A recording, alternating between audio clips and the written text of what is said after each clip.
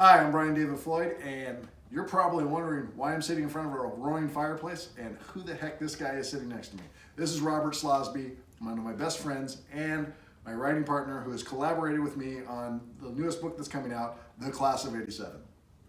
Yeah, and it was a labor of love. It's something that it's culminated over the last, 12, 15 years? Oh, 2004, we began this as a screenplay. Wow. Yeah, 2004, wow.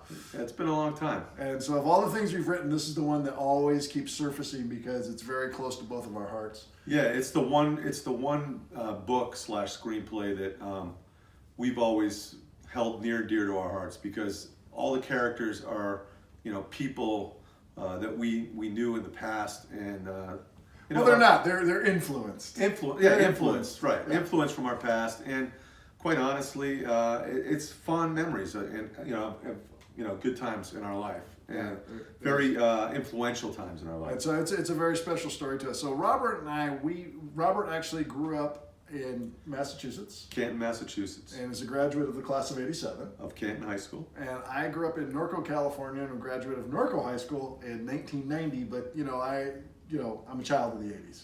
Yeah. And so I met Robert in 2003.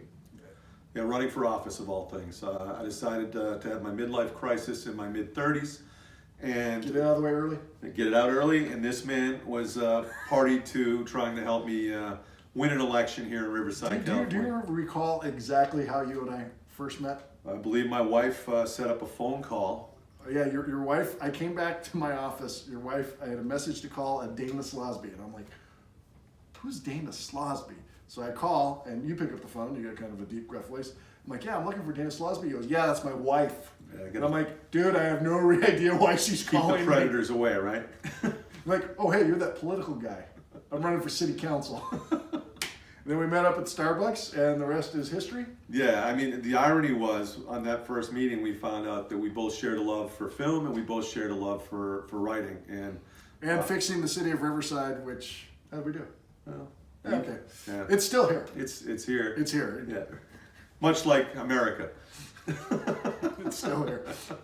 But you probably noticed that I'm not referring to him as Councilmember Slawsby. I am not. So, blessing in disguise to not win? For sure. All right. For sure. Because, life turned out great. Because after that, we were sitting, used to have this house, not this house we're in today, but house up the street, and you had something very unique for California. You had more or less a basement. A basement, yeah. Well, it's what's known to most people now as a man cave. Oh. Yeah. Yeah. Ooh. And so that became our Listen, right. You had some like Chandler and Joey recliners in there for us. Yeah. Well, that's when I didn't have kids. I had more money to buy some good chairs. You also had more time to write. I did, a lot more time. And so we pumped out 3 screenplays because you know me.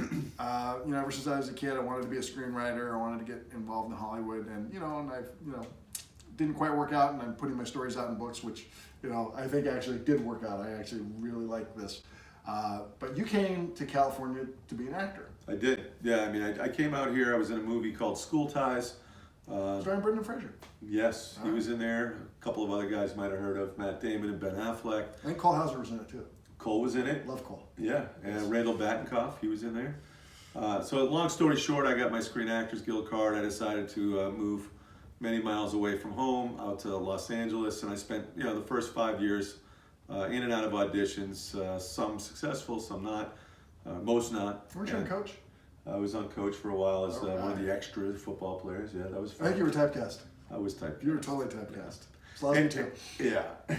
Anyways, long story short, I did not finish my career in acting, but we did wind up writing, like Brian said, several screenplays together. Yeah, in 2004 we wrote the script that became this book, but before that we wrote a script called Joe Sixpack, which was basically 3 guys that were, for lack of a better word, an entourage that hung out with this A-list actor, and they got in trouble, and so they wound up on house arrest, and they decided to take their house arrest because they lost their ability to party with the star and turn that into a reality streaming show. In West Hollywood, I believe. I think it was. They refurbished a house while having parties. Right, yeah. And they had a wild time, and they actually got their own reality show. This is when reality TV was really it was before all that. Yeah, Mark Cuban had really, boom, figured something out. Yeah. And so So Joe Sixpack, and so we finished that up, and then next thing you know, there's a show that comes on HBO called Entourage, and we're like,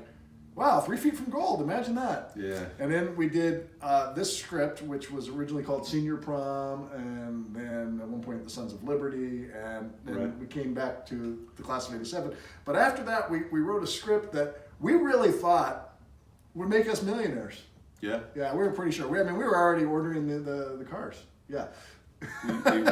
Well, we had several people that were interested in, including an Oscar winner. An Oscar winner. And but we had, the title alone would have sold this movie, would have been the highest grossing comedy of the year, Bachelor Party Planners. Yeah. I mean, think about it. It's 2 guys who live in Vegas and they professionally plan bachelor parties. But the twist of our story is that during this, one of them is bribed to make sure that the groom doesn't cheat. Right. And the other one is threatened to make sure that he does cheat so that the wedding's off. So you have these 2 fathers who are going against each other. Would have been a great follow-up for the Wedding Crashers. Yeah. Would have been a great follow-up for them.